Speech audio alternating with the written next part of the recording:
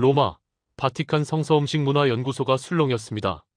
성경 속 음식, 떡과 포도주, 만나와 메추라기, 무화과와 올리브, 2000년간 연구됐고 정리됐으며 완결됐습니다. 성경의 음식은 지중해 문화다. 이것이 정설이었어요. 한 학자가 평생 이것을 증명했습니다. 최후의 만찬을 재현했고 광야의 만나를 분석했으며 예수가 먹은 음식을 복원했습니다. 모두 지중해 음식이었어요. 동방의 음식은 성경과 무관하다. 그것이 그의 결론이었습니다. 하지만 우연히 한국을 방문했고 충격에 빠졌습니다. 밥상, 혼자가 아니라 함께 먹는 구조, 개인 접시가 아니라 공유하는 체계, 나누고 기다리며 치유하는 음식, 모든 것이 성경의 가르침과 일치했습니다. 그는 문화 분석을 요청했습니다. 결과가 나왔어요. 한국 음식 철학, 공동체 중심 구조, 발효 문화, 기다림과 믿음의 원리, 약식 동원 사상, 음식이 곧 치유, 성경의 식탁 개념과 99% 일치, 학계가 발칵 뒤집혔습니다. 그는 국제학회에서 선언했습니다. 예수의 가르침은 음식에 있었습니다. 함께 먹고 나누고 기다리는 것. 서양은 이것을 해석했지만 한국은 이것을 살아냈습니다. 2000년간 밥상 위에서요. 그리고 덧붙였습니다. 성경의 식탁은 사라지지 않았습니다. 그것은 한국 밥상 위에 남아 있었습니다. 떡을 떼며 나누던 예수의 정신이 김치를 담그며 기다리는 한국의 문화에 살아 있었습니다. 전 세계가 충격에 빠졌습니다. 성경의 식탁이 한국 음식에 구현돼 있었다니, 예수가 가르친 공동체가 한국 밥상에서 실천되고 있었다니, 도대체 무슨 일이 있었던 걸까요? 지금부터 공개합니다. 본격적인 이야기를 시작하기 전에 구독과 좋아요 한 번씩 부탁드립니다. 이 영상을 어디서 보고 계신지 댓글로 남겨주세요. 감동지의 채널의 멤버십 가입을 통해 영상 제작에 도움을 주시면 감사하겠습니다. 안녕하세요. 저는 마르코 로시입니다. 로마 그레고리안 대학교 성서음식문화학과 교수이자 바티칸 전례음식자문위원입니다. 제 전공은 성경 속 음식 연구예요. 특히 예수 시대의 식문화와 그 신학적 의미를 밝히는 일을 30년간 해왔습니다. 2024년 가을, 로마 제 연구실 책장에는 성경 음식 관련 책들이 가득했어요. 최후의 만찬과 유월절 음식, 광야의 만나, 예수가 먹은 생선과 떡. 모두 제가 연구하고 복원한 것들이었죠. 책상 위에는 제 최신 저서가 놓여 있었습니다. 제목은 예수의 식탁, 지중해 음식 문화의 신학. 서문을 읽었습니다. 성경의 음식은 지중해 문화권에 속한다. 떡은 밀로 만들었고, 포도주는 포도로 빚었으며 올리브유는 지중해 특산물이다. 예수가 먹은 생선은 갈릴리 호수의 물고기였고, 무화과는 팔레스타인 과일이었다. 모든 성경 음식은 이미 연구됐고 복원됐으며 신학적 의미가 밝혀졌다. 동방의 음식 문화는 성경과 무관하다. 이것이 제 결론이었습니다. 30년간 똑똑똑 문을 두드리는 소리에 고개를 들었습니다. 제 조교 루카가 들어왔어요. 교수님, 오늘 강의 준비되셨어요? 응, 최후의 만찬 재현이었지? 맞아요. 자료를 정리하며 일어섰습니다. 오후 2시, 실습실에서 학생 30명 앞에서 시연을 시작했어요. 테이블 위에 준비된 재료들, 무교병, 포도주, 허브, 올리브, 양고기. 오늘은 최후의 만찬을 재현하겠습니다. 학생들이 집중했습니다. 예수는 유월절 만찬을 드셨습니다. 유월절 음식은 정해져 있었죠. 무교병을 들어보였어요. 누룩 없는 떡입니다. 이집트 탈출을 기념하는 음식이죠. 예수는 이 떡을 들어 축사하시고 떼어서 제자들에게 나눠주셨습니다. 떡을 떼어 학생들에게 나눠줬습니다. 다음은 포도주입니다. 잔에 포도주를 따랐어요. 이것도 유월절 의식의 일부였습니다. 예수는 이 잔을 새 언약이라고 하셨죠. 학생들이 시음했습니다. 이것이 최후의 만찬입니다. 지중해 유월절 전통 그대로입니다. 한 학생이 손을 들었습니다. 교수님, 다른 지역 음식은 어떤가요? 무슨 뜻이죠? 동양이나 아프리카 같은 곳이요? 성경과 무관합니다. 단호하게 답했어요. 성경은 지중해 문화권 책입니다. 예수는 중동에서 사셨고 제자들도 지중해를 중심으로 활동했습니다. 동방 음식은 성경시대 이후에 전해졌을 뿐입니다. 다른 학생이 물었습니다. 한국 음식은 어떤가요? 한국이요? 웃음이 나왔습니다. 한국 음식은 맵고 발효된 민속 음식입니다. 김치, 된장 같은 거죠. 성경과는 전혀 상관없습니다. 학생들이 고개를 끄덕였습니다. 강의가 끝나고 연구실로 돌아왔을 때 루카가 조심스럽게 물었습니다. 교수님, 정말 동방 음식은 성경과 무관한가요? 왜 그렇게 생각해? 음식 문화는 전파되잖아요. 루카, 30년간 연구했어. 성경 음식은 다 밝혀졌어. 루카는 더 이상 말하지 않았습니다. 저녁, 집으로 돌아와 서재에 앉아 성경을 펼쳤습니다. 마가복음 14장을 천천히 읽었어요. 최후의 만찬 장면. 그들이 먹을 때에 예수께서 떡을 가지사 축복하시고 떼어 제자들에게 주시며 이르시되 받으라, 이것은 내 몸이니라 하시고, 또 잔을 가지사 감사 기도하시고 그들에게 주시니 다 이를 마시매. 읽고 또 읽었습니다. 떡을 떼어 나눔, 잔을 함께 마심.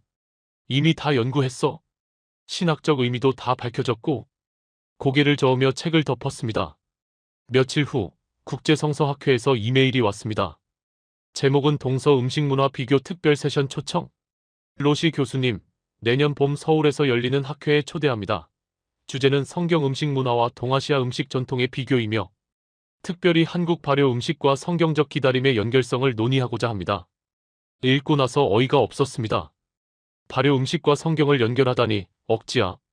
답장을 고민했습니다. 거절하고 싶었지만 바티칸 자문위원이라는 직함 때문에 어려웠어요. 답장을 보냈습니다.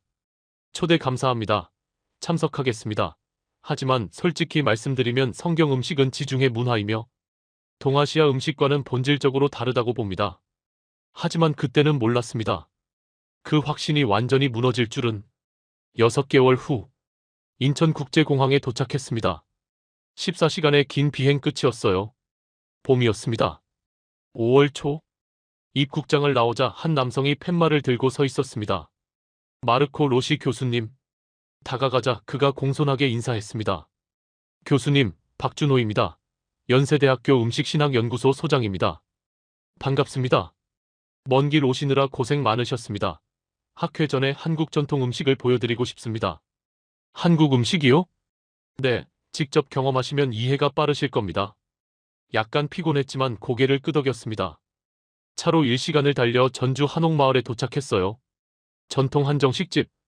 방으로 안내됐습니다. 상이 들어왔어요. 깜짝 놀랐습니다. 30가지가 넘는 반찬. 밥, 국, 김치, 나물, 생선, 고기. 한 상에 다 올라와 있었습니다. 이게 다 한 사람 것입니까? 아니요, 함께 먹는 겁니다. 박 소장이 설명했습니다. 한국 밥상은 개인 접시가 없습니다. 모두 함께 나눠 먹습니다. 같은 반찬을 같은 그릇에서요. 손이 멈췄습니다. 함께 먹는다고요? 네, 이것이 한국 식문화입니다. 왜 그렇게 합니까? 공동체니까요. 밥은 혼자 먹는 게 아니라 함께 먹는 거라고 생각합니다. 제 손이 떨렸습니다. 성경 구절이 떠올랐어요. 사도행전 2장 46절. 날마다 마음을 같이하여 성전에 모이기를 힘쓰고 집에서 떡을 떼며 기쁨과 순전한 마음으로 음식을 먹고 함께 먹음. 초대교회의 특징. 교수님, 드십시오. 박 소장이 권했습니다. 젓가락을 들었어요. 김치를 집으려는데 그 그릇에서 바로 드시면 됩니다. 내 접시에 덜지 않아도요? 네, 그냥 드시면 됩니다. 어색했지만 그대로 먹었습니다. 맛있었어요. 하지만 더 놀라운 건 박 소장도 같은 그릇에서 먹었습니다. 나누는 게 아니라 함께 먹는 것. 식사 후 호텔로 돌아와 노트북을 열었습니다. 성경을 다시 읽기 시작했어요. 예수의 식사 장면들. 오병이어. 마태복음 14장. 예수께서 떡 5개와 물고기 2마리를 가지사 하늘을 우러러 축사하시고 떡을 떼어 제자들에게 주심에 제자들이 무리에게 주니 떡을 떼어 나눔. 함께 먹음. 삭개오의 집. 누가복음 19장. 예수께서 삭개오에게 이르시되 오늘 내가 내 집에 유하여야 하겠다. 예수께서 그 집에 들어가 음식을 잡수시니 함께 먹음. 엠마오 제자들. 누가복음 24장. 그들과 함께 음식 잡수실 때에 떡을 가지사 축사하시고 떼어 그들에게 주시니 또 떡을 떼어 나눔. 패턴이 보였습니다. 예수는 항상 함께 먹었어요. 혼자 먹는 장면이 없었습니다. 손이 멈췄습니다. 다음 날 학회가 시작됐습니다. 연세대학교 국제회의장. 각국 성서학자 150명이 모였습니다. 개회사가 끝나고 첫 번째 발표. 한국 신학자의 성경 속 공동 식사. 예수의 기적 대부분이 식사와 연결됩니다. 슬라이드가 넘어갔습니다. 5병이여, 7병이여, 가나 혼인잔치, 최후의 만찬. 예수는 먹는 행위를 통해 가르치셨습니다. 나눔, 공동체, 하나님 나라. 모두 식탁에서 이루어졌습니다. 손으로 메모했습니다. 식탁, 공동체, 나눔. 점심시간, 박준호 소장과 대화했습니다. 박 소장님, 질문이 있습니다. 네, 말씀하세요. 왜 예수는 항상 함께 먹으라고 했을까요? 그게 하나님 나라니까요. 무슨 뜻입니까? 박 소장이 설명했습니다. 하나님 나라는 혼자가 아닙니다. 함께입니다. 함께 먹고, 함께 나누고, 함께 웃습니다. 예수는 그것을 식탁으로 보여주신 겁니다. 제 손이 떨렸습니다. 그럼 음식은 가르침의 도구입니까? 도구가 아니라 가르침 그 자체입니다. 함께 먹는 것, 그 자체가 복음입니다. 눈물이 날 것 같았습니다. 오후, 한국 전통 장 담그기 체험. 한 전통 가옥. 항아리들이 줄지어 있었어요. 된장, 간장, 고추장. 이것들이 뭡니까? 장입니다. 할머니가 설명했습니다. 발효 음식입니다. 얼마나 걸립니까? 된장은 최소 1년, 간장은 2년, 고추장은 6개월. 그렇게 오래요? 네, 기다려야 합니다. 빨리 만들 수 없나요? 빨리 만들면 맛이 없습니다. 시간이 필요합니다. 제 손이 멈췄습니다. 기다림, 시간. 성경 구절이 떠올랐어요. 요한복음 12장 24절. 내가 진실로 진실로 너희에게 이르노니 한 알의 밀이 땅에 떨어져 죽지 아니하면 한 알 그대로 있고 죽으면 많은 열매를 맺느니라. 죽음, 기다림, 열매. 발효와 같았습니다. 저녁 호텔로 돌아와 노트를 정리했습니다. 예수와 식사. 5병이여, 함께 먹음 나눔. 5,000명 공동체. 삭개오집, 함께 먹음 용서. 죄인과 함께. 엠마오, 함께 먹음 계시. 떡 뗄 때 눈뜸. 최후의 만찬, 함께 먹음 언약. 새 언약. 패턴, 예수는 혼자 안 먹음. 항상 함께. 식사가 곧 가르침. 나눔이 곧 복음. 한국 음식과의 유사성. 한국 밥상 함께 먹음. 개인 접시 없음. 나누는 구조. 공동체 중심. 의문, 왜 비슷한가? 우연인가? 아니면 같은 원리인가? 노트를 덮으며 중얼거렸습니다. 30년간 음식을 연구했는데 왜 예수가 항상 함께 먹으라고 했는지 몰랐어. 식탁이 곧 공동체였는데 한국이 그걸 알고 있었어. 학회 둘째 날. 성서 음식문화 비교 세션. 제가 발표자로 나섰습니다. 오전 10시 무대에 올랐어요. 제목은 최후의 만찬, 지중해 6월절 전통. 슬라이드가 시작됐습니다. 최후의 만찬 그림. 레오나르도 다빈치 작품. 예수의 마지막 식사는 6월절 만찬이었습니다. 청중이 집중했습니다. 6월절 음식은 정해져 있었습니다. 슬라이드를 넘겼어요. 무교병, 쓴 나물, 양고기, 포도주. 이것이 6월절 전통입니다. 예수는 이 전통을 따르셨고 떡과 포도주에 새 의미를 주셨습니다. 다음 슬라이드. 이것은 지중해 음식 문화입니다. 밀 문화권, 포도 문화권, 올리브 문화권. 성경의 모든 음식이 여기에 속합니다. 한 청중이 손을 들었습니다. 한국 음식학자였어요. 교수님, 질문하겠습니다. 네, 말씀하세요. 예수의 식탁에서 가장 중요한 것이 뭡니까? 떡과 포도주입니다. 그것만입니까? 무슨 뜻입니까? 구조는 중요하지 않습니까? 구조요? 네, 어떻게 차려지고 어떻게 먹는지. 손이 멈췄습니다. 그것도 중요하지만 음식 자체가 더 중요합니다. 정말 그럴까요? 청중이 웅성거렸습니다. 발표가 끝나고 휴식 시간. 박준호 소장이 다가왔습니다. 교수님, 오늘 점심 함께 하시겠어요? 어디서요? 전통 밥집입니다. 좋습니다. 학교 근처 한 식당. 좁은 공간. 낮은 테이블. 방으로 안내됐어요. 신발을 벗고 들어갔습니다. 바닥에 앉았어요. 어색했습니다. 의자가 없었습니다. 왜 바닥에 앉습니까? 한국 전통입니다. 불편하지 않습니까? 익숙하면 편합니다. 그리고 평등합니다. 평등이요? 네, 바닥에 앉으면 모두 같은 높이입니다. 높낮이가 없습니다. 제 손이 떨렸습니다. 상이 들어왔어요. 또 놀랐습니다. 밥, 국, 반찬들 모두 한 상에. 이게 한 사람 분입니까? 아니요, 여럿이 먹습니다. 그럼 어떻게 나눕니까? 나누지 않습니다. 함께 먹습니다. 박 소장이 젓가락을 들었어요. 김치를 집어 먹었습니다. 그릇에서 바로. 저도 따라 했습니다. 된장찌개. 이것도 함께 먹습니까? 네, 같은 뚝배기에서요. 숟가락을 넣어 떠먹었습니다. 이상했습니다. 이탈리아에서는 각자 접시에 덜어 먹는데 여기서는 같은 그릇에서 먹었어요. 왜 이렇게 먹습니까? 가족이니까요. 가족이요? 네, 밥을 함께 먹으면 가족입니다. 피가 섞이지 않아도요. 밥이 피보다 중요합니다. 손이 멈췄습니다. 밥이 피보다 중요하다고요? 네, 한국에서는 그렇습니다. 함께 밥 먹은 사람은 가족입니다. 눈물이 날 것 같았습니다. 식사 후 주방을 보여줬어요. 큰 솥, 큰 뚝배기, 큰 대접. 왜 다 큽니까? 여럿이 먹으니까요. 개인용 그릇은 없습니까? 밥그릇과 국그릇만 개인용입니다. 나머지는 모두 공유합니다. 왜요? 나누려고요. 이것이 한국 밥상입니다. 제 손이 떨렸습니다. 오후 전통시장을 방문했습니다. 광장시장, 좁은 골목, 음식 가게들. 한 떡집에 들어갔어요. 떡들이 가득. 이것은 뭡니까? 시루떡입니다. 언제 먹습니까? 나눠 먹습니다. 주인이 설명했습니다. 좋은 일 있으면 떡해서 이웃에 나눠줍니다. 왜요? 함께 기뻐하려고요. 혼자 먹지 않습니까? 혼자 먹으면 복이 없습니다. 나눠야 복이 옵니다. 손으로 입을 막았습니다. 다음은 김밥 가게. 긴 김밥. 한 줄로 길게. 이것은요? 김밥입니다. 왜 이렇게 깁니까? 썰어서 나눠 먹으려고요. 한 줄을 여럿이요? 네, 소풍 갈 때 가족끼리 나눠 먹습니다. 제 손이 떨렸습니다.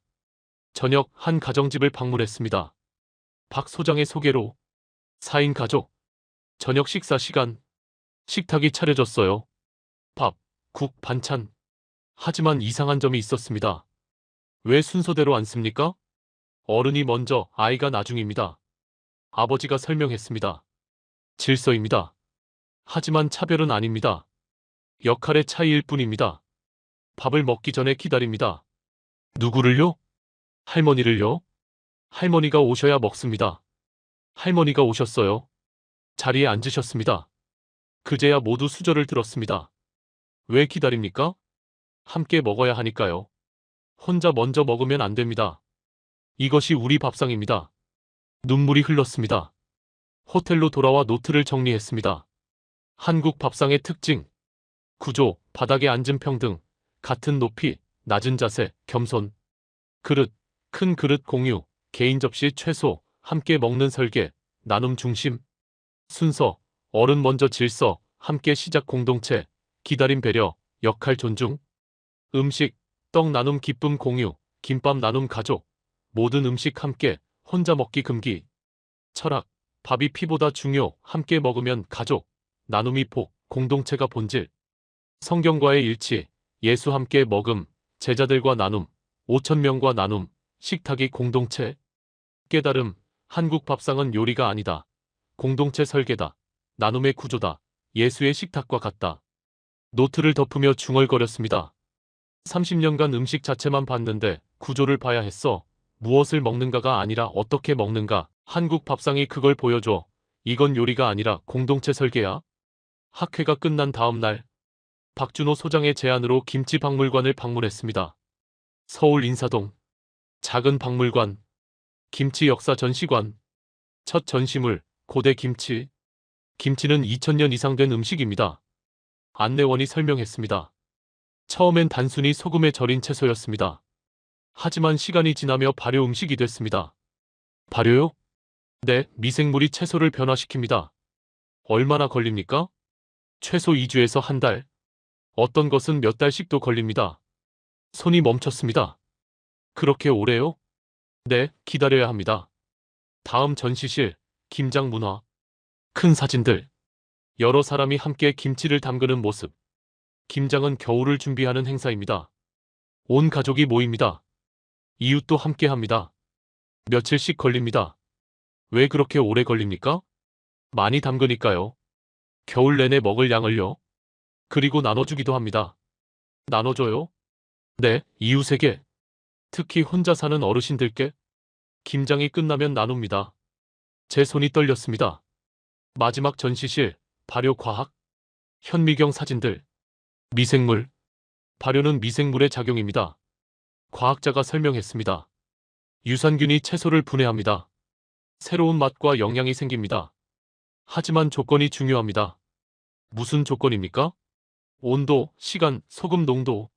하나라도 틀리면 실패합니다. 실패하면요? 버려야 합니다. 그럼 위험한 거 아닙니까? 위험하지만 도전합니다. 왜요? 발효된 맛이 더 좋으니까요. 기다릴 가치가 있으니까요. 눈물이 날 것 같았습니다. 오후, 전통 김치 체험장. 직접 김치를 담그는 곳. 앞치마를 두르고 들어갔어요. 할머니가 가르쳐 주셨습니다. 먼저 배추를 소금에 절입니다.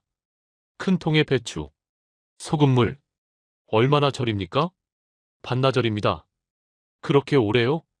네, 물이 빠져야 합니다. 기다려야 합니다. 절인 배추를 씻었어요. 물기를 뺐습니다.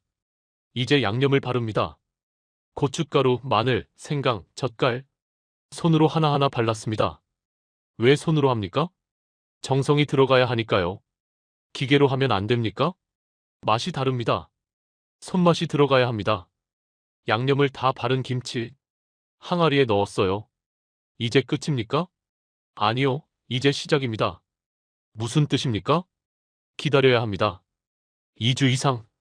그동안 발효됩니다. 보지 않고요? 네, 손대지 않습니다. 믿고 기다립니다. 제 손이 떨렸습니다.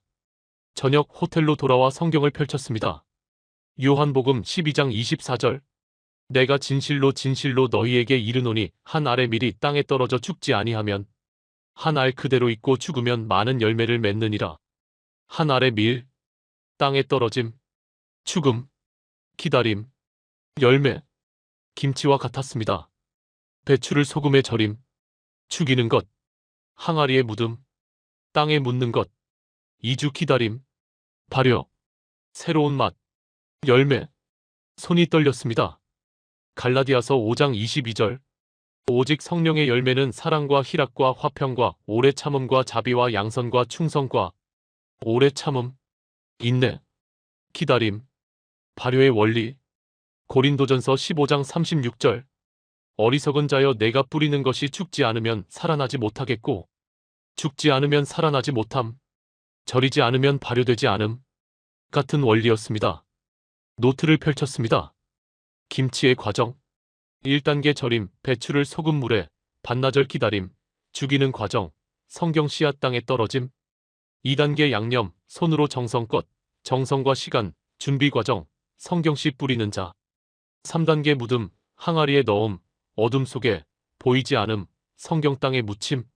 4단계 기다림, 2주 이상, 손대지 않음, 믿음, 성경 인내. 5단계 변화, 발효, 새로운 맛, 영양 증가, 성경 부활 열매. 6단계 나눔, 가족과 이웃, 함께 먹음, 기쁨, 성경 추수잔치. 김치의 신학, 기다림의 신학, 인내의 신학, 믿음의 신학, 죽음과 부활의 신학.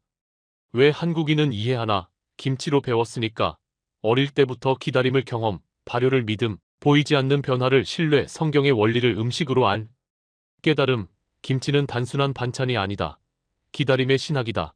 예수의 비유가 맛으로 구현됐다. 씨 뿌리는 자의 비유가 항아리 속에 있다. 노트를 덮으며 중얼거렸습니다. 30년간 성경의 기다림을 가르쳤는데 이해시키기 어려웠어. 하지만 한국 사람들은 김치로 이미 알고 있었어. 절이고 묻고 기다리면 새로운 게 나온다는 걸. 이게 부활의 원리야. 김치가 그걸 보여줘. 한국에서 2주째. 전라북도 순창 장마을 전통 장명인의 집을 방문했습니다. 마당에 항아리들이 줄지어 있었어요. 수십 개. 크고 작은 항아리. 이게 다 뭡니까? 장독입니다. 70대 할머니가 설명했습니다. 된장, 간장, 고추장. 모두 여기서 발효됩니다. 첫 번째 항아리, 뚜껑을 열었어요. 진한 냄새. 된장. 이것은 3년 된 된장입니다. 3년이요? 네, 2021년에 담갔습니다. 왜 그렇게 오래 둡니까? 오래될수록 맛있으니까요. 그동안 뭘 합니까? 아무것도 안 합니다. 아무것도요? 네, 그냥 둡니다. 가끔 뚜껑 열어 햇볕 쐬어주고 다시 덮습니다. 그게 다입니다. 제 손이 멈췄습니다. 그냥 둔다고요? 네, 기다립니다. 보지도 않고요? 너무 자주 보면 안 됩니다. 왜요? 조급하면 안 되니까요. 장은 천천히 익습니다. 서두를 수 없습니다. 눈물이 날 것 같았습니다. 다음 항아리. 간장. 이것은 5년 됐습니다. 5년이요? 네, 2019년에 담갔습니다. 뚜껑을 열었어요. 맑은 갈색 액체. 깊은 향. 5년 동안 그냥 뒀습니까? 네. 실패할 수도 있지 않습니까? 있습니다. 그럼 어떻게 합니까? 버립니다. 5년을 기다렸는데요. 그래도 버립니다. 다시 담급니다. 포기하지 않습니까? 포기하면 장이 없습니다. 다시 시작합니다. 제 손이 떨렸습니다. 마지막 항아리. 가장 큰 항아리. 이것은 10년 된 간장입니다. 10년이요? 네, 제가 60살 때 담갔습니다. 이제 70살이니 10년입니다. 뚜껑을 열었어요. 깊고 진한 향. 감동이 밀려왔습니다. 10년을 기다렸습니까? 네. 중간에 보고 싶지 않았습니까? 보고 싶었습니다. 하지만 참았습니다. 왜요? 믿었으니까요. 무엇을요? 시간을 믿었습니다. 시간이 익혀준다는 걸. 내가 할 수 없는 걸 시간이 한다는 걸. 눈물이 흘렀습니다. 집 안으로 들어갔습니다. 장 담그는 과정을 설명해 주셨어요. 먼저 메주를 만듭니다. 콩을 보여주셨습니다. 콩을 삶아 으깹니다. 네모나게 뭉칩니다. 말립니다. 얼마나요? 한 달입니다. 한 달 동안 그냥 둡니까? 네, 띄웁니다. 곰팡이가 피게 합니다. 곰팡이요? 놀랐습니다. 네, 좋은 곰팡이입니다. 이 곰팡이가 장맛을 만듭니다. 곰팡이를 믿습니까? 네, 믿습니다. 보이지 않지만 일하고 있다는 걸. 제 손이 떨렸습니다. 메주를 소금물에 넣습니다. 항아리 사진을 보여주셨어요. 100일 기다립니다. 100일이요? 네, 봄에 담그면 여름에 걸러냅니다. 그동안 뭘 합니까? 기도합니다. 기도요? 네, 장이 잘 되기를 기도합니다. 매일 아침 항아리 앞에서 말없이 기도합니다. 눈물이 멈추지 않았습니다. 오후, 장 담그기 체험. 메주를 항아리에 넣었어요. 소금물을 부었습니다. 이제 뚜껑을 덮습니다. 할머니가 말씀하셨습니다. 언제 열어봅니까? 100일 후입니다. 그 전에는요? 열면 안 됩니다. 왜요? 참아야 하니까요. 조급하면 망칩니다. 기다려야 합니다. 뚜껑을 덮었어요. 무거웠습니다. 이제 어떻게 합니까? 아무것도 안 합니다. 그냥 믿습니다. 보이지 않지만 일이 일어나고 있다고. 그것을 믿습니다. 제 손이 떨렸습니다. 저녁 호텔로 돌아와 성경을 펼쳤습니다. 히브리서 11장 1절. 믿음은 바라는 것들의 실상이요 보이지 않는 것들의 증거니. 보이지 않는 것들. 항아리 속 발효. 증거. 시간이 지나면 드러남. 믿음. 기다림. 같았습니다. 마가복음 4장 26절부터 28절. 또 이르시되 하나님의 나라는 사람이 씨를 땅에 뿌림과 같으니 그가 밤낮 자고 깨고 하는 중에 씨가 나서 자라되 어떻게 그리 되는지를 알지 못하느니라. 땅이 스스로 열매를 맺되 처음에는 싹이요 다음에는 이삭이요 그 다음에는 이삭의 충실한 곡식이라. 씨가 나서 자라되 어떻게 그리 되는지 알지 못함. 장도 그랬습니다. 항아리 속에서 익되 어떻게 그리 되는지 알지 못함. 하지만 믿음. 로마서 8장 24절부터 25절. 우리가 소망으로 구원을 얻었음에 보이는 소망이 소망이 아니니 보는 것을 누가 바라리요? 만일 우리가 보지 못하는 것을 바라면 참음으로 기다릴지니라. 보지 못하는 것을 바람. 참음으로 기다림. 장 담그는 것과 같았습니다. 노트를 펼쳤습니다. 장의 과정. 메주 만들기, 콩 삶아 뭉침, 한 달 말림, 곰팡이 발생, 보이지 않는 변화, 성경씨 뿌림. 소금물 담금, 매주 넣음, 뚜껑 덮음, 100일 기다림, 열지 않음, 성경 믿음. 발효, 보이지 않는 곳, 미생물 작용, 아무도 모름, 시간이 일함, 성경 하나님 일하심. 기도음 매일 아침, 항아리 앞, 말없이, 믿음 표현, 성경 기도. 결과, 100일 후 개봉, 간장 된장 분리, 새로운 맛, 열매, 성경 추수. 실패 가능성, 때로 실패, 버림, 다시 시작, 포기 않음, 성경 인내. 장애 신학, 말 없는 신앙, 보이지 않는 것 믿음, 시간 신뢰, 기다림의 기도, 인내의 실천. 왜 한국인은 이해하나? 장으로 배웠으니까. 어릴 때부터 기다림을 봄, 보이지 않는 변화를 신뢰, 100일 참음을 경험, 실패해도 다시 도전, 성경 원리를 삶으로 알. 깨달음, 장은 단순한 양념이 아니다. 말 없는 신앙이다. 보이지 않는 것을 믿는 것. 기도와 너무 닮았다. 성경이 말한 믿음이 항아리 속에 있다. 노트를 덮으며 중얼거렸습니다. 30년간 믿음을 가르쳤는데 학생들은 이해 못했어. 보이지 않는 것을 어떻게 믿냐고. 하지만 한국 사람들은 장으로 알고 있었어. 항아리 덮고 100일 기다리면 된다는 걸, 보이지 않아도 일이 일어난다는 걸. 이게 기도야. 장이 그걸 보여줘. 한국에서 3주째. 서울국립민속박물관, 한국식문화전시관, 박준호 소장과 함께 관람했습니다. 첫 전시실, 밥상의 역사, 조선시대 밥상 재현, 낮은 상, 둥근 형태. 이것이 전통 밥상입니다. 박 소장이 설명했습니다. 왜 둥급니까? 모서리가 없으니까요. 무슨 의미입니까? 차별이 없다는 뜻입니다. 위아래가 없습니다. 모두 평등합니다. 제 손이 멈췄습니다. 다음 전시물, 수저. 젓가락과 숟가락. 한국은 젓가락과 숟가락을 함께 씁니다. 왜 둘 다 필요합니까? 역할이 다르니까요. 숟가락은 밥과 국, 젓가락은 반찬. 둘 다 있어야 식사가 됩니다. 하나만으로는 부족합니까? 네, 조화가 필요합니다. 손이 떨렸습니다. 전시실 깊숙이, 약식동원 설명. 큰 글씨로 쓰여 있었어요. 이게 뭡니까?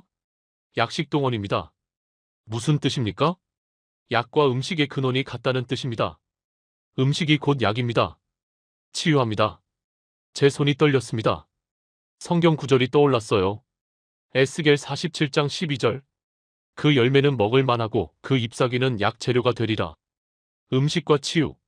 같은 원리. 오후 한의원을 방문했습니다. 전통 한의원. 약재들이 가득. 한의학에서 음식은 무엇입니까? 한의사에게 물었습니다. 치유입니다. 약과 같습니까? 약보다 중요합니다. 왜요? 매일 먹으니까요. 약은 아플 때만 먹지만 음식은 매일 먹습니다. 그래서 더 중요합니다. 어떤 음식이 좋습니까? 따뜻한 음식입니다. 국, 찌개, 죽. 몸을 따뜻하게 합니다. 왜 따뜻해야 합니까? 생명이 따뜻하니까요. 차가우면 병입니다. 따뜻해야 건강합니다. 제 손이 떨렸습니다. 그리고 함께 먹어야 합니다. 왜요? 혼자 먹으면 마음이 차갑습니다. 함께 먹으면 마음이 따뜻합니다. 마음이 따뜻해야 몸도 건강합니다. 눈물이 났습니다. 저녁 한 요양병원을 방문했습니다. 박 소장의 소개로 노인 환자들이 모여 있었어요. 저녁 식사 시간. 식당. 환자들이 모였습니다. 왜 함께 먹습니까? 간호사에게 물었습니다. 혼자 먹으면 우울하니까요. 함께 먹으면 기분이 좋아집니다. 음식이 더 맛있습니다. 그게 치유입니까? 네, 외로움이 병입니다. 함께 있는 것이 약입니다. 한 할머니가 밥을 못 드시고 계셨어요. 옆 환자가 국을 떠다 드렸습니다. 괜찮으세요? 천천히 드세요. 서로 돌봤습니다. 제 눈에서 눈물이 흘렀습니다. 다음 날 성경을 다시 정리했습니다. 예수의 식탁 원리. 첫째, 함께 먹음. 오병이어 5,000명 함께 나눔. 최후의 만찬, 제자들 함께 공동체. 엠마오, 제자들 함께 계시. 둘째, 나눔. 떡을 떼어 나눔, 물고기 나눔, 포도주 나눔. 개인 소유 없음, 공유. 셋째, 치유. 38년 병자 치유 후 먹으라. 나사로 살린 후 먹을 것 주라. 베드로 장모 치유 후 음식 대접. 음식과 치유 연결. 넷째, 기다림. 씨 뿌리는 자 비유, 겨자씨 비유, 포도원 비유. 모두 시간 필요, 인내. 한국 밥상 원리. 첫째, 함께 먹음. 둥근 상 평등. 같은 그릇 공유, 함께 시작 기다림. 예수와 일치. 둘째, 나눔. 떡 나눔, 김밥 나눔, 반찬 공유. 개인 접시 최소, 나눔 중심. 예수와 일치. 셋째, 치유. 약식 동원, 음식이 약, 따뜻한 음식 생명, 함께 먹기 치유. 예수와 일치. 넷째, 기다림. 김치 발효 2주, 장 담그기 100일, 인내와 믿음. 예수 비유와 일치. 노트에 큰 글씨로 적었습니다. 예수의 식탁과 한국 밥상은 같았다. 함께 먹어라. 한국 밥상 공유 구조. 나누어라. 한국 반찬 나눔. 기다려라. 한국 발효 문화. 치유하라. 한국 약식 동원. 모두 일치한다. 우연이 아니다. 같은 원리다. 예수가 가르친 것, 한국이 실천한 것. 2000년간 호텔방에서 박 소장에게 전화했습니다. 박 소장님, 질문이 있습니다. 네, 말씀하세요. 한국 사람들은 성경을 알고 음식을 만들었습니까? 아니요. 대부분 기독교 전래 전부터 있었습니다. 그럼 왜 이렇게 비슷합니까? 잠시 침묵. 아마도 박 소장이 조심스럽게 말했습니다. 하나님이 준비하신 게 아닐까요? 무엇을요? 복음을 받을 문화를요. 음식을 통해 성경 원리를 살게 하신 거죠. 기독교가 오기 전부터요. 제 손이 떨렸습니다. 그래서 한국 사람들이 복음을 쉽게 이해합니까? 그럴 수 있습니다. 함께 먹고 나누고 기다리는 것. 이미 밥상에서 배웠으니까요. 예수가 가르친 것을. 눈물이 흘렀습니다. 노트 마지막 페이지에 적었습니다. 결론, 한국은 음식을 통해 복음을 살고 있었다. 의도하지 않았지만 문화 속에 새겨져 있었다. 함께 먹기 공동체, 나눔 사랑, 기다림 믿음, 치유 은혜. 이것이 예수의 가르침이다. 이것이 한국 밥상이다. 둘은 같다. 노트를 덮으며 중얼거렸습니다. 30년간 예수의 식탁을 연구했는데 멀리 있는 줄 알았어. 하지만 한국 밥상이 바로 그거였어. 함께 먹고 나누고 기다리고 치유하는 것. 예수가 그렇게 가르쳤고 한국이 그렇게 살았어. 6개월 후 로마 바티칸 국제성서음식학회. 저는 특별 기조연설자로 초대됐습니다. 제목은 예수의 식탁, 동방에서 발견한 살아있는 복음. 발표 전날 밤 호텔방에서 긴장했습니다. 받아들여질까? 아니면 이단으로 몰릴까? 루카가 전화했습니다. 교수님, 내일 준비되셨어요? 글쎄 모르겠어. 왜요? 30년 가르친 것을 뒤집는 거니까. 성경 음식이 지중해에만 있는 게 아니라고 하는 거야. 하지만 진실이잖아요. 진실이 문제가 아니야. 사람들은 익숙한 것을 원해. 교수님은 더 깊은 진리를 보여주시는 거예요. 그래, 해야지. 다음 날 강당에는 성서학자와 음식학자 400명이 모였습니다. 각국 전문가들, 30년 함께 연구한 사람들. 무대에 올라 마이크 앞에 섰습니다. 심호흡을 하고 입을 열었습니다. 여러분, 마르코 로시입니다. 오늘 고백하겠습니다. 술렁거림이 이렇습니다. 30년간 저는 절반만 봤습니다. 침묵. 성경 음식을 연구했지만 무엇을 먹는가만 봤습니다. 어떻게 먹는가는 보지 못했습니다. 첫 슬라이드, 최후의 만찬. 우리는 떡과 포도주에 집중했습니다. 웅성거림. 하지만 예수가 강조한 것은 따로 있었습니다. 슬라이드를 넘겼어요. 함께 먹으라. 마가복음 14장 9절. 박수가 나오기 시작했습니다.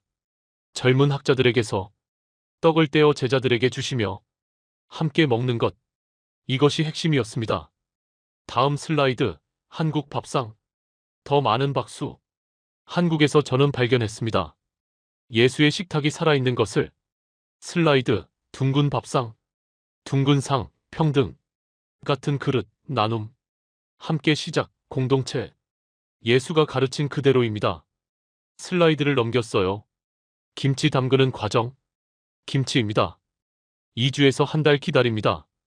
보이지 않는 변화를 믿습니다. 요한복음 12장 24절 9절. 한 알의 밀이 땅에 떨어져 죽지 아니하면 김치도 같습니다. 배추를 절여 죽이고 항아리에 묻고 기다리면 새로운 맛이 납니다. 부활입니다. 기립박수, 절반이 일어섰습니다. 한 이탈리아 원로 교수가 일어섰습니다. 로시 교수님, 이것은 지나친 해석입니다. 김치와 성경을 연결하다니. 지나치지 않습니다. 단호하게 답했습니다. 원리가 같습니다.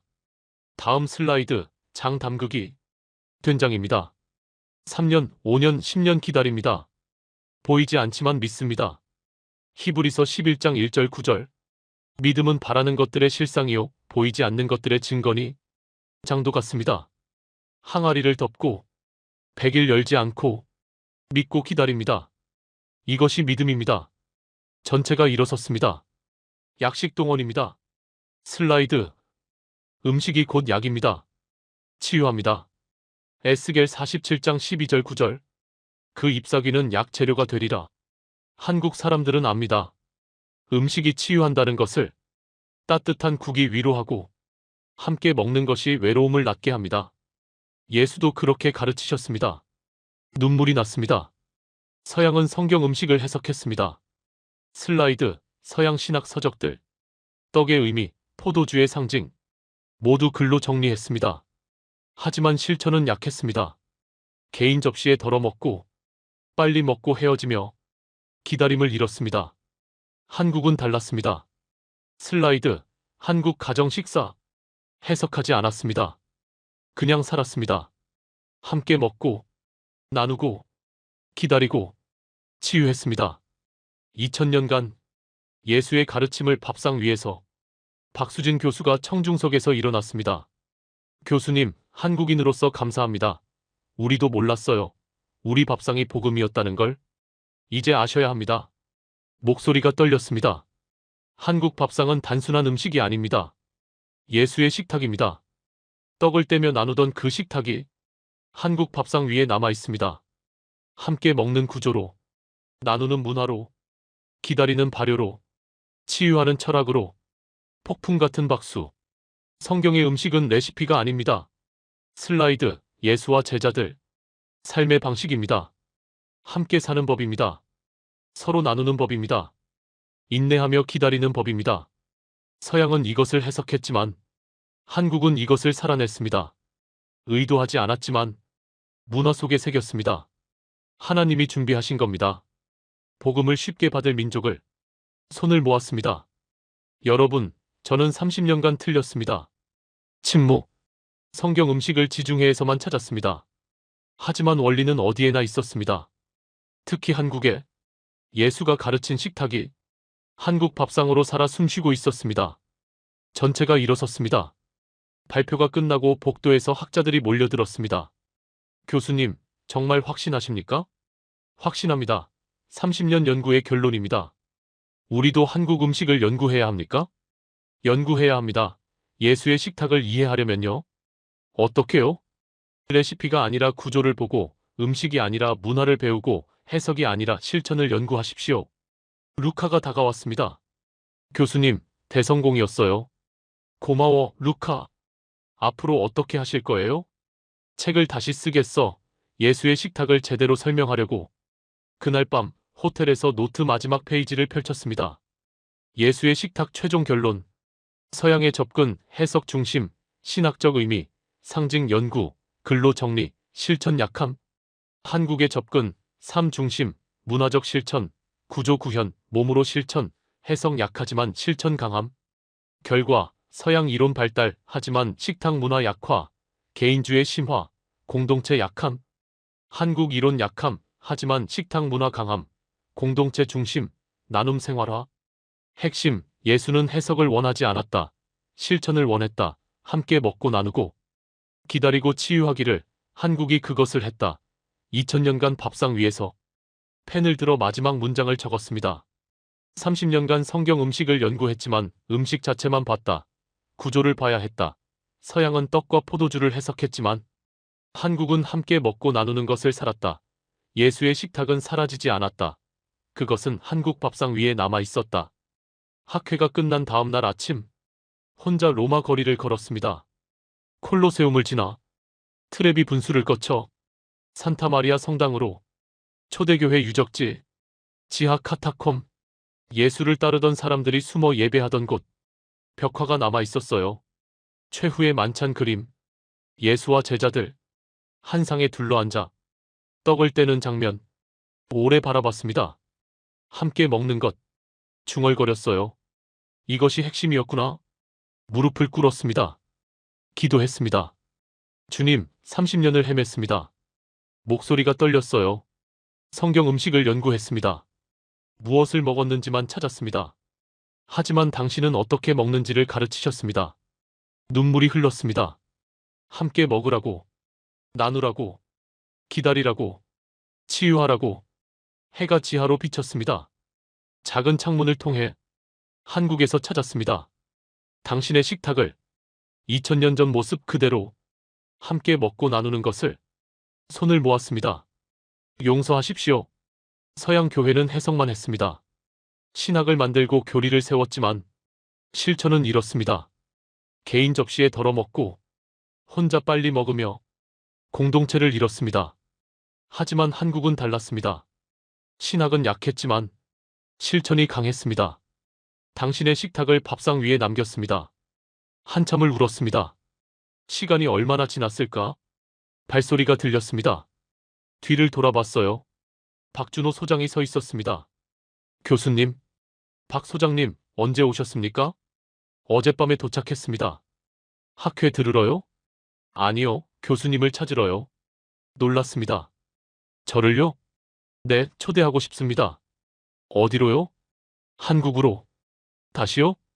네, 보여드릴 게 있습니다. 일주일 후, 한국. 전라남도 순천. 작은 시골 마을. 박 소장과 함께. 왜 여기입니까? 교수님께 마지막으로 보여드리고 싶은 게 있습니다. 한 초가집. 80대 노부부가 사셨어요. 마당의 항아리들. 안녕하세요. 할머니가 반갑게 맞았습니다. 멀리서 오셨어요. 같이 저녁 드실까요? 부엌. 할머니가 음식을 준비하셨어요. 된장찌개, 김치, 나물. 간단하지만 정성껏 준비했어요. 방으로 들어갔습니다. 낮은 상, 둥근 모양. 할아버지가 기다리고 계셨어요. 앉으세요. 함께 앉았습니다. 할머니가 밥을 퍼오셨어요. 된장찌개를 가운데 놓으셨습니다. 같이 먹어요. 할머니는 안 드십니까? 저도 먹죠. 옆에 앉으셨습니다. 할아버지가 숟가락을 드셨어요. 먹읍시다. 모두 수저를 들었습니다. 된장찌개 같은 뚝배기에서 숟가락을 넣어 떠먹었습니다. 따뜻했어요. 깊은 맛. 김치 같은 접시에서 젓가락으로 집어 먹었습니다. 할머니도 같은 접시에서 드셨어요. 할아버지도, 박 소장도, 저도 아무 말이 없었습니다. 그냥 먹었어요. 함께, 조용히, 평화롭게. 눈물이 났습니다. 왜 우세요? 할머니가 물으셨습니다. 행복해서요. 밥이 맛있어요? 네. 밥보다 함께 먹는 게 행복합니다. 할머니가 웃으셨어요. 그럼 됐어요. 밥은 함께 먹어야 맛있어요. 혼자 먹으면 밥이 아니에요. 제 손이 떨렸습니다. 식사 후 마당에 앉았습니다. 석양, 붉은 하늘. 할아버지가 말씀하셨어요. 우리는 평생 이렇게 살았어요. 어떻게요? 함께 먹고, 나누고, 기다리며 50년을 함께 살았어요. 아이들 키우고, 손주 보고, 밥상 위에서요. 할머니가 덧붙이셨습니다. 힘들 때도 있었어요. 가난했고, 아팠고, 외로웠어요. 하지만 밥은 먹었어요. 함께. 그게 우리를 살렸어요. 눈물이 멈추지 않았습니다. 할머니, 할아버지, 이것이 예수의 식탁입니다. 무슨 말씀이세요? 예수님도 이렇게 하셨어요. 제자들과 함께 먹고, 나누고, 사랑하셨어요. 할머니와 할아버지가 그것을 하고 계세요. 할머니가 웃으셨어요. 우리는 그냥 밥 먹은 거예요. 그게 예수님이에요? 네. 예수님이 여기 계십니다. 이 밥상 위에. 다음 날 인천공항 출국장. 박준호 소장과 작별 인사. 교수님, 다시 오세요. 꼭 오겠습니다. 이곳은 이제 제 성지입니다. 성지요? 네, 예수의 식탁이 살아있는 곳이니까요. 박 소장이 포옹했습니다. 교수님, 진리를 증언해 주셔서 감사합니다. 제가 감사합니다. 예수의 식탁을 다시 발견하게 해주셔서. 비행기 안, 창밖을 봤습니다. 한반도가 멀어졌어요. 예수의 식탁이 살아있는 땅, 함께 먹고 나누는 민족. 노트북을 열었습니다. 새 책 원고, 예수의 식탁, 한국 밥상에서 찾은 복음. 에필로그를 쓰기 시작했습니다. 30년간 나는 성경 음식을 연구했다. 떡과 포도주를 분석했고 6월절 만찬을 복원했으며 예수가 먹은 음식을 찾았다. 하지만 가장 중요한 것을 놓쳤다. 함께 먹는 것, 나누는 것, 기다리는 것, 치유하는 것. 한국에서 나는 그것을 발견했다. 둥근 밥상 위에서 같은 그릇을 나누며 김치를 기다리고 장을 믿으며 함께 먹는 것으로 치유하는 것을. 이것이 예수의 식탁이었다. 레시피가 아니라 삶의 방식이었다. 서양은 이것을 해석했지만 한국은 이것을 살았다. 의도하지 않았지만 문화 속에 새겼다. 마지막 문장을 썼습니다. 예수는 십자가에서 돌아가셨지만 그의 식탁은 사라지지 않았다. 제자들이 이어갔고 초대교회가 지켰으며 2000년을 흘러 한국 밥상 위에 남았다. 함께 먹고 나누고 기다리며 치유하는 그 식탁이 시골 마을 노부부의 저녁상에, 요양병원 할머니들의 점심상에, 평범한 가정의 아침상에 여전히 차려지고 있다. 예수의 식탁은 끝나지 않았다. 계속되고 있다. 한국에서.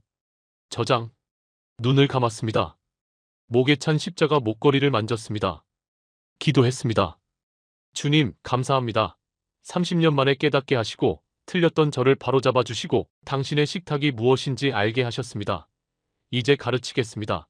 학생들에게 세상에 성경 음식은 레시피가 아니라 삶이라고, 함께 먹고 나누고 기다리며 치유하는 것이라고, 그리고 그것이 한국에서 아직 계속되고 있다고. 감사합니다. 창밖으로 해가 떠올랐습니다. 새로운 날, 새로운 이해, 밥상처럼, 함께처럼, 예수의 식탁처럼. 오늘 이 영상이 여러분께 깊은 울림을 전했기를 바랍니다. 30년간 성경 음식을 연구했던 한 학자가 한국에서 발견한 진실은 음식이 무엇인가가 아니라 어떻게 먹는가였다는 것입니다. 예수는 제자들과 함께 먹고 떡을 떼어 나누며 기다림을 가르치고 음식으로 치유하셨습니다. 서양 교회는 2000년간 이것을 신학으로 해석했지만 실천은 약해졌습니다. 하지만 한국은 둥근 밥상에서 함께 먹고 같은 그릇을 나누며 김치와 장을 기다리고 약식동원으로 치유하며 예수의 식탁을 문화 속에 살려왔습니다. 함께 먹으면 가족이 되고 나누면 복이 오며 기다리면 새로운 맛이 나고 따뜻한 음식은 마음을 치유합니다. 이것이 예수가 가르친 하나님 나라였고 한국 밥상이 2000년간 실천해온 복음이었습니다. 예수의 식탁은 사라지지 않았고 한국 밥상 위에서 지금도 계속되고 있습니다. 이 영상이 전하는 메시지에 공감하셨다면 소중한 응원과 함께 여러분의 생각을 댓글로 남겨주세요. 구독과 좋아요는 다음 영상 제작에 큰 도움이 됩니다. 감동지혜 채널의 멤버십 가입을 통해 영상 제작에 도움을 주시면 감사하겠습니다. 감사합니다.